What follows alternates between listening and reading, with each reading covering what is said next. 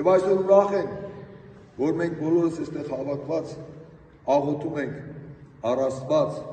փառաբանում Տիրոջ անունը եւ աղոթում մեր սիրելի եղբայրների, հոգեվոր եղբայրների համար։ Մեր Տեր Գարեգինը պետք է այստեղ լիներ, մեր սիրելի եղբայրը,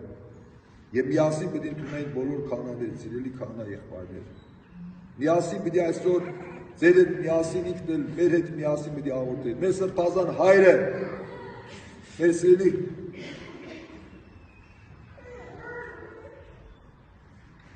հովիվը, հովապետը մեր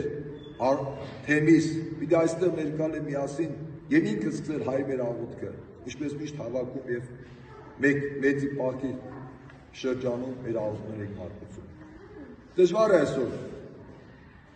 Մենք հորփածած ենք զգում, բայց պիտի աղոթենք, նեղությունները կան։